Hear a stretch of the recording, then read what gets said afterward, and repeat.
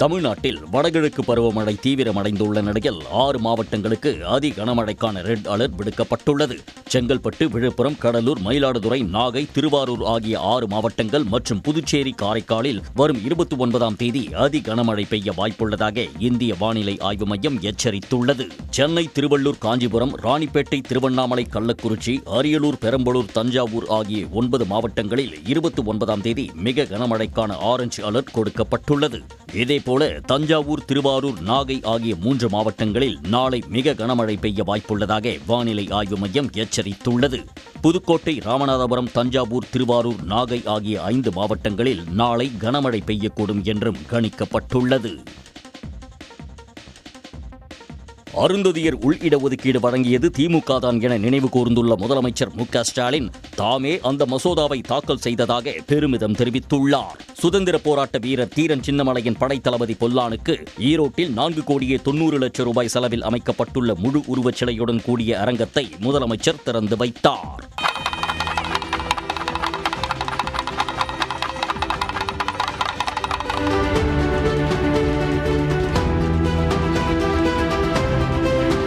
விழாவில் பேசிய முதலமைச்சர் எல்லோருக்கும் எல்லாம் என்ற லட்சியத்தை அடைய தொடர்ந்து உழைப்போம் என தெரிவித்தார். அருந்ததியினுடைய உள் ஒதுக்கீடு அதற்குரிய சட்டமன்றத்தில் தாக்கல் செய்யக்கூடிய வாய்ப்பு இந்த அடியன் ஸ்டாலினுக்கு கிடைத்தது என்னை இன்றைக்கு நான் பெருமைப்படுகிறேன். திமுக ஆட்சியில் அருந்ததியர் சமூகத்திற்கு செய்யப்பட்டுள்ள திட்டங்களை பட்டியலிட்ட மு.க.ஸ்டாலின் பொல்லான் சிலையை திறந்து வைத்ததில் வீரம் அடைவதாக நெகிழ்ச்சி தெரிவித்தார். ஆபரண தங்கத்தின் விலை மீண்டும் உயரத் தொடங்கிய நிலையில் ஒரு சவரன் மீண்டும் 94,000 ரூபாயை தாண்டி உள்ளது. சென்னையில் 22 கேரட் ஆபரண தங்கத்தின் விலை நேற்று கிராம் 11,720 ரூபாய்க்கும் ஒரு சவரன் 93,760 ரூபாய்க்கும் வர்த்தகமானது. இன்று ஆபரண தங்கத்தின் விலை கிராமுக்கு 80 ரூபாயும் சவரனுக்கு 640 ரூபாயும் அதிகரித்துள்ளது. ஒரு சவரன் தங்கம் 94,400 ரூபாய்க்கும் கிராம் 11,800 ரூபாய்க்கும் விற்பனை செய்யப்படுகிறது. தங்கத்தின் விலை சவரனுக்கு 94,000 ரூபாயை தாண்டி உள்ள நிலையில் மீண்டும் உச்சம் நோக்கி செல்லுமா என கேள்வி எழுந்துள்ளது. இதனிடையே வெள்ளியின் விலை கிராமுக்கு 2 ரூபாய் உயர்ந்து ஒரு கிராம் 176 ரூபாய்க்கு விற்பனையாகிறது. கூட்டாட்சியை நிலைநிறுத்தவும் ஒவ்வொரு மாநிலத்தின் உரிமைகளை பாதுகாக்கவும் தேவையான அனைத்து நடவடிக்கைகளையும் எடுப்போம் என்று முதலமைச்சர் மு.க.ஸ்டாலின் சூளுரைத்துள்ளார். இந்திய அரசியலமைப்பு தின கொண்டாட்டத்தை முன்னிட்டு அவர் வெளியிட்டுள்ள சமூக வலைதள பதிவில் அனைத்து மக்களுக்கும் சொந்தமான இந்தியாவை ஒரு குறிப்பிட்ட கலாச்சாரம் அல்லது சித்தாந்தம் உரிமை கொண்டாட முடியாது என தெரிவித்துள்ளார். அம்பேத்கரின் தொலைநோக்கு பார்வையை சுருக்க முயற்சிக்கும் ஒவ்வொரு சக்தியையும் எதிர்க்கும் நமது நிலைப்பாட்டை இந்த நாளில் மீண்டும் உறுதிப்படுத்துவோம் என மு.க.ஸ்டாலின் குறிப்பிட்டுள்ளார். நமது அரசியலமைப்பில் பொதிந்து உண்மையான கூட்டாட்சியை நிலைநிறுத்தவும் ஒவ்வொரு மாநிலத்தின் உரிமைகளையும் பாதுகாக்கவும் தேவையான அனைத்தையும் செய்வோம் என திட்டவட்டமாக அவர் தெரிவித்துள்ளார். நீதி, சுதந்திரம், சமத்துவம் மற்றும் சகோதரத்துவத்திற்கு எதிரான அச்சுறுத்தல்களை எதிர்கொண்டு நமது குடியரசை பாதுகாப்பதே அரசியலமைப்பிற்கு நாம் செலுத்தும் மரியாதை என முதலமைச்சர் மு.க.ஸ்டாலின் கூறியுள்ளார். நாகை மாவட்டம் முழுவதும் கடந்த சில தினங்களுக்கு முன்பு பெய்த கனமழையால் வேதாரண்யம் தாலுகாவுக்கு உட்பட்ட உம்பளச்சேரியில் நேரடி நெல் விதைப்பு மூலம் 1000 ஏக்கரில் பயிரிடப்பட்ட சம்பா நெற்பயிர்கள் நீரில் மூழ்கி அழுகத் தொடங்கியுள்ளன. விளைநிலங்கள் முழுவதும் தேங்கி உள்ள மழைநீரால் அப்பகுதியே ஏரி போல் காட்சியளிக்கிறது. இதனால் வங்கிகளில் சம்பா நேரடி நெல் விதைப்புக்கு காப்பீடு தொகை கட்டி உள்ள விவசாயிகள் காப்பீட்டை தொடர முடியாத சூழல் ஏற்பட்டுள்ளதாக தெரிவித்தனர்.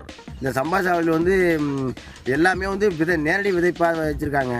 அந்த இதுக்கு சர்டிஃபிகேட் கொடுத்துருக்காங்க இன்சூரன்ஸ் கட்ட சொல்லி. ஆனால் இன்சூரன்ஸ் கட்ட சொல்கிறாங்க. ஆனால் பார்த்தா அந்த ஒரு மாதம் கழிச்சு இந்த பயிரில் ஒரு போட்டா எடுத்து கொடுத்தா தான் அந்த இன்சூரன்ஸு கரண்ட்டில் இருக்குங்கிறாங்க. இல்லைனா அந்த இன்சூரன்ஸு ரிஜெக்ட் ஆகிடுங்கிறாங்க.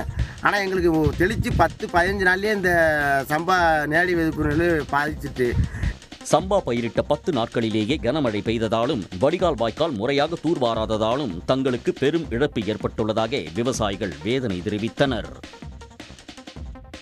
வேலூர் மாவட்டம் காட்பாடி அருகே வள்ளிமலையில் கல்குவாரி அமைக்க எதிர்ப்பு தெரிவித்து ஆய்வுக்கு வந்த அதிகாரிகளுடன் கிராம மக்கள் கடும் வாக்குவாதத்தில் ஈடுபட்டனர். வள்ளிமலை அருகே உள்ள சோமநாதபுரத்தில் கல்குவாரி அமைக்க கனிமவளத்துறை உதவி இயக்குநர் செண்பகவல்லி மற்றும் காட்பாடி வனச்சரகர் கந்தசாமி, காட்பாடி வனவர் ஆனந்தன் உள்ளிட்ட அதிகாரிகள் அப்பகுதியில் ஆய்வுக்கு வந்தனர். கல்குவாரி அமைக்க எதிர்ப்பு தெரிவித்து கிராம மக்கள் வாக்குவாதத்தில் ஈடுபட்டனர்.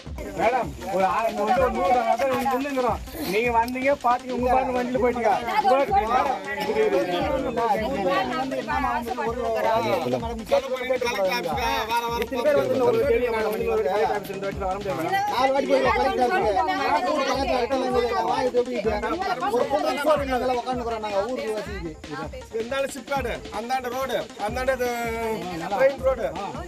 கல்குவாரி அமைத்துக்கோசரம் வந்து பார்வையிட்டு போனாங்க. நாங்கள் அதை தடை பண்ணி வேணாம் அப்படின்னு கலெக்டர்கிட்ட 2 வாட்டி மனு கொடுத்தோம். அதை மீறி வந்து பார்த்துட்டு போயிட்டு இருக்காங்காண்டி ஊர் மக்களுக்கு எந்த ஒரு பதிலும் சொல்லாமல் போய்கிட்டே இருக்காங்க பார்த்துக்கிட்டு. நாங்கள் ஊர் மக்கள் எல்லாம் சேர்ந்து 2 நாட்கள் சரிவுக்கு பிறகு இந்திய பங்குச்சந்தை ஏற்றத்துடன் நிறைவடைந்துள்ளது. இதில் மும்பை பங்குச்சந்தை குறியீட்டு எண் சென்செக்ஸ் 1022 புள்ளிகள் உயர்ந்து 85,609 புள்ளிகளாக இருந்தது. தேசிய பங்குச்சந்தை குறியீட்டு எண் நிப்டி 320 புள்ளிகள் அதிகரித்து 26,205 புள்ளிகளாக நிறைவடைந்தது. பாரதி ஏர்டெல் பங்குகளை தவிர மற்ற அனைத்து நிறுவன பங்குகளும் ஏற்றம் கண்டன. அமெரிக்கா மற்றும் ஆசிய பங்குச்சந்தைகளில் நிலவும் ஏற்றம், வெளிநாட்டு முதலீடுகளின் வரத்து அதிகரிப்பு உள்ளிட்டவற்றின் தாக்கத்தால் இந்திய பங்குச்சந்தையில் எழுச்சி கண்டதாக வர்த்தக நிபுணர்கள் தெரிவித்தனர். ராமேஸ்வரம் தீவு பகுதிகள் மற்றும் அதன் சுற்றுவட்டாரத்தில் கொட்டி தீர்த்த கனமழையால் மக்களின் இயல்பு வாழ்க்கை பாதிக்கப்பட்டது. வேர்க்கோடு, திட்டக்குடி, மருதுபாண்டியர் நகர் உள்ளிட்ட பகுதிகளில் பெய்த கனமழையால் சாலைகளில் தண்ணீர் பெருக்கெடுத்து ஓடியது. மாவட்ட அரசு மருத்துவமனை வளாகத்தை சுற்றியுள்ள பகுதிகளில் தேங்கிய நீரால் நோயாளிகள் அவதிக்குள்ளாகினர்.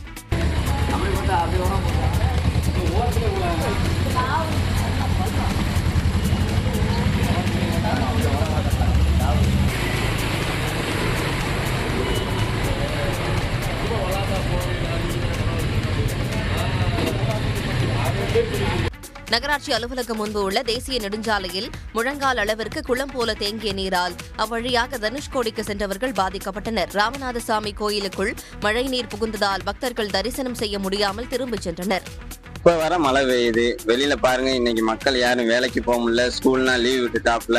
தண்ணி தேங்கி அங்க இங்கேயுமா இருக்கு. ஜிஹெச், ஹாஸ்பிட்டல், நகராட்சி கிட்ட எல்லா இடமும் தேங்கி நிக்குது. கோயிலுக்குள்ள தண்ணி போயிடுச்சு. அதை கண்டிப்பா சீக்கிரமா அப்புறப்படுத்தீங்கன்னா மக்களுக்கு கொஞ்சம் ஈஸியா இருக்கும். இதேபோல நெல்லை மாவட்டம் அம்பாசமுத்திரம் சுற்றுவட்டாரத்தில் கனமழை பெய்தது. இதனால் பாபநாசம், அகஸ்தியர் அருவி மற்றும் மணிமுத்தாறு அருவிகளில் சுற்றுலா பயணிகள் குளிக்க விதிக்கப்பட்ட தடை நீட்டிக்கப்பட்டுள்ளது. காலி மது பாட்டில்களை திரும்பப் பெறும் திட்டத்திற்கு எதிர்ப்பு தெரிவித்து ராமநாதபுரம் மாவட்டத்தில் 22 டாஸ்மாக் கடைகளை அடைத்து ஊழியர்கள் ஆர்ப்பாட்டத்தில் ஈடுபட்டனர். டாஸ்மாக் கடைகளில் காலி மது பாட்டில்கள் திரும்பப் பெறும் திட்டம் அமலுக்கு வருவதாக ராமநாதபுரம் மாவட்ட ஆட்சியர் மற்றும் டாஸ்மாக் நிர்வாகம் அறிவித்திருந்தது. இதற்கு எதிர்ப்பு தெரிவித்து கமுதி, முதுகுளத்தூர், கடலாடி ஆகிய வட்டாரங்களில் உள்ள 22 டாஸ்மாக் கடைகளை அடைத்து கமுதி பேருந்து நிலையம் அருகே உள்ள டாஸ்மாக் கடை முன்பு ஊழியர்கள் ஆர்ப்பாட்டத்தில் ஈடுபட்டனர். அப்போது டாஸ்மாக் நிர்வாகத்திற்கு எதிராக அவர்கள் முழக்கமிட்டனர்.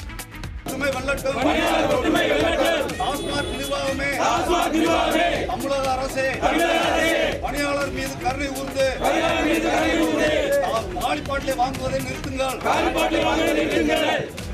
பணியாளர் பற்றாக்குறை இல்லாத நேரத்தில் மேலும் இந்த சுமையை கொடுத்து கடைகளிலும் போதுமான இடவசதி இல்லாத நேரத்தில் வாங்கும் பாட்டில்களை எவ்வாறு சேமித்து வைப்பது, எப்படி மறுபடி விநியோகம் செய்வது பல கஷ்டத்தில் உள்ள நிலையில் இன்று கலெக்டர் அலுவலகத்தில் போராட்டம், சாவி ஒப்படைக்கும் போராட்டம் நடைபெற்றுக் கொண்டிருக்கிறது. அதன் முடிவில் கலெக்டருடைய அறிவுரையின்படி கடை திறப்பதா இல்லை மூடுவதா என்பதை அடுத்த கட்ட நடவடிக்கை அனைத்து சேனலும் ஈடுபடும். நெல்லையில் தீயணைப்பு அதிகாரி அலுவலகத்தில் லஞ்சப்பணம் சிக்கியதில் அதிகாரியை சிக்க வைக்க செய்த சதி அம்பலமாகி உள்ளது. என்ஜிஓ காலனி பகுதியில் உள்ள தீயணைப்புத்துறை துணை இயக்குநர் அலுவலகத்தில் கடந்த 18ஆம் தேதி லஞ்ச ஒழிப்புத்துறை அதிகாரிகள் சோதனையில் ஈடுபட்டனர்.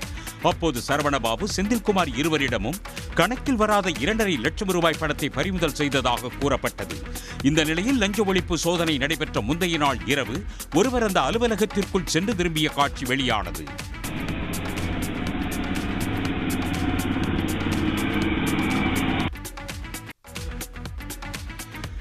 நெல்லையில் தீயணைப்பு அதிகாரி அலுவலகத்தில் லஞ்சப்பணம் சிக்கியதில் அதிகாரியை சிக்க வைக்க செய்த சதி அம்பலமாகி உள்ளது. என்ஜிஓ காலனி பகுதியில் உள்ள தீயணைப்புத்துறை துணை இயக்குநர் அலுவலகத்தில் கடந்த 18ஆம் தேதி லஞ்ச ஒழிப்புத்துறை அதிகாரிகள் சோதனையில் ஈடுபட்டனர். அப்போது சரவணபாபு, செந்தில்குமார் இருவரிடமும் கணக்கில் வராத 2.5 லட்சம் ரூபாய் பணத்தை பறிமுதல் செய்ததாக கூறப்பட்டது. இந்த நிலையில் லஞ்ச ஒழிப்பு சோதனை நடைபெற்ற முந்தைய நாள் இரவு ஒருவர் அந்த அலுவலகத்திற்குள் சென்று திரும்பிய காட்சி வெளியானது.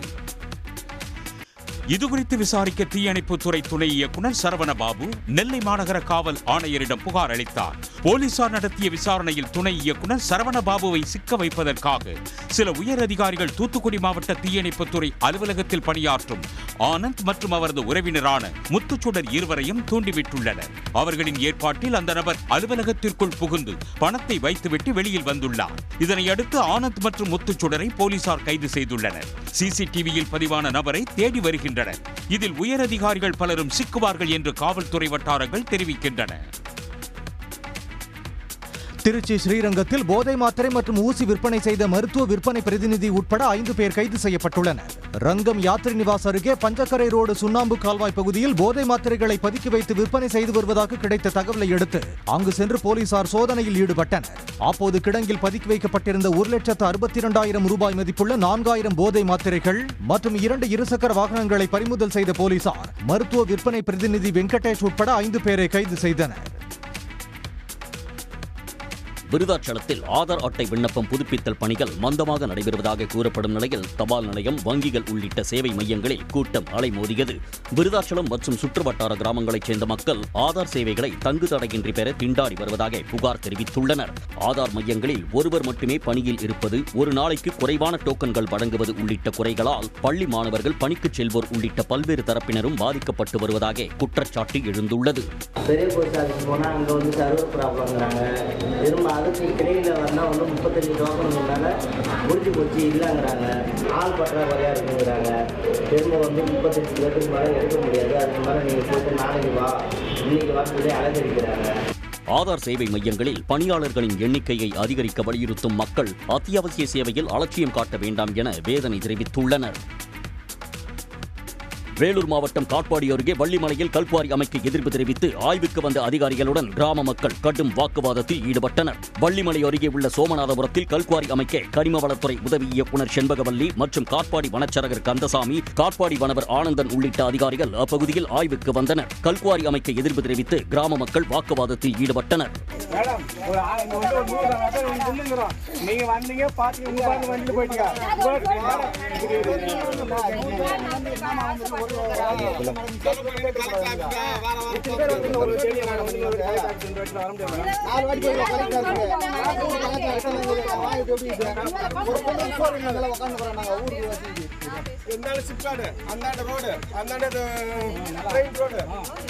கல்குவாரி அமைத்துக்கோசரம் வந்து பார்வையிட்டு போனாங்க. நாங்க அதை தடை பண்ணி வேணாம் அப்படின்னு கலெக்டர் கிட்ட 2 வாட்டி மனு கொடுத்தோம்.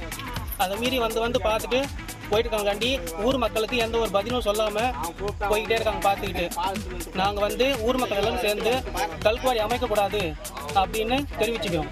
ஆய்வுக்கு வந்த அதிகாரிகள் இதுகுறித்து நடவடிக்கை மேற்கொள்ளப்படும் என பொதுமக்களிடம் தெரிவித்தனர். இதனால் பொதுமக்கள் அங்கிருந்து கலைந்து சென்றனர். சபரிமலை ஐயப்பன் கோயிலில் பக்தர்களுக்காக வழங்கப்பட்டு வந்த அன்னதானத்தில் புலாவ் மற்றும் சாம்பார் சாதத்திற்கு மாறாக வாழை இலையில் கேரள சத்யா எனப்படும் விருந்து பரிமாறப்பட உள்ளது. கேரள பண்பாட்டின் அடையாளமாக உள்ள இந்த சத்யா விருந்தில் தலைவாழை இலையில் அறுசுவை உணவுகள் பரிமாறப்பட உள்ளன. இதில் நேந்திரம் சிப்ஸ், சர்க்கரை வரட்டி, அப்பளம், இஞ்சி புளி, தோரன், மெழுகு புரட்டி, காளான், வேலன், அவியல், நெய்யுடன் கூடிய பருப்பு, சாம்பார், எரிசேரி, ரசம், புளிசேரி, கிச்சடி, பச்சடி, மோர், ஊறுகாய் வகைகள் மற்றும் தேங்காய் சட்னி ஆகியவை அடங்கும். இறுதியாக தித்திக்கும் பாயாசத்துடன் இந்த விருந்து நிறைவடையும். இதற்கான முடிவை அறிவித்துள்ள திருவிதாங்கூர் தேவசம் போர்டு, அறுசுவை விருந்துக்கான நிதி பக்தர்கள் அன்னதானத்திற்காக வழங்கும் காணிக்கையில் இருந்து எடுத்துக் கொள்ளப்படும் என தெரிவித்துள்ளது. பக்தர்களுக்கு தரமான உணவு வழங்கும் இந்த முடிவு ஓரிரு நாட்களில் அமல்படுத்தப்படும் என கூறப்பட்டுள்ளது. தொடர் மழையால் சாத்தூர் அருகே உள்ள வெம்பக்கோட்டை அணை முழுவதுமாக நிரம்பி கடல் போல் காட்சியளிக்கிறது. 23 அடி உயரம் கொண்ட வெம்பக்கோட்டை அணை மூலம் 3300 ஹெக்டேர் பரப்பளவிலான விளைநிலங்கள் பாசன வசதி பெறுகின்றன. இந்த அணை தற்போது முழு கொள்ளளவை எட்டியுள்ளதால் ரம்மியமாக காட்சியளிக்கிறது. இதனால் சூரர்பட்டி, கோட்டைப்பட்டி, கரிசல்குளம், சல்வார்பட்டி உள்ளிட்ட 20 கிராமங்களைச் சேர்ந்த விவசாயிகள் மகிழ்ச்சி அடைந்துள்ளனர்.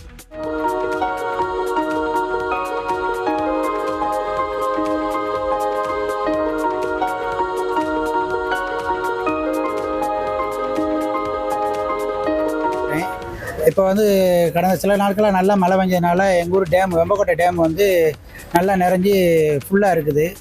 இந்த நிலையில் பார்த்தீங்கன்னா சுற்றுவட்டாரத்தில் இருக்கவங்க எல்லாருமே பார்க்குறதுக்காகவும் ஃபோட்டோஸ் எடுக்கிறதுக்கு எல்லாத்துக்குமே நல்லா இது பண்ணிக்கிட்டு இருக்காங்க. அதே நேரத்தில் மதகுகள் பழுதாகி தண்ணீர் வீணாக வெளியேறி வருவதால் மதகுகளை சீரமைக்க விவசாயிகள் கோரிக்கை விடுத்துள்ளனர். சென்னை அபிராமிபுரத்தில் ஹவாலா பணம் டெபாசிட் செய்ய வந்த நபரிடம் ஏடிஎம் வாசலில் வைத்து 9,60,000 ரூபாயை பறித்துச் சென்றது பரபரப்பை ஏற்படுத்தியுள்ளது. சென்னை ராயப்பேட்டையைச் சேர்ந்த சையது முகமது என்பவர் அபிராமிபுரத்தில் உள்ள இந்தியன் ஓவர்சீஸ் வங்கி ஏடிஎம் ஒன்றில் 40,000 ரூபாயை டெபாசிட் செய்துவிட்டு வாசலில் நின்றிருந்தார். அப்போது அங்கு வந்த 2 பேரில் ஒருவர் சையது முகமதுவின் கழுத்தில் கத்தியை வைத்து அவர் வைத்திருந்த பணப்பையை பறித்துக் கொண்டு ஓடினார். அப்போது அங்கிருந்தவர்கள் கொள்ளையனை சுற்றி வளைத்து பிடித்து போலீசில் ஒப்படைத்தனர்.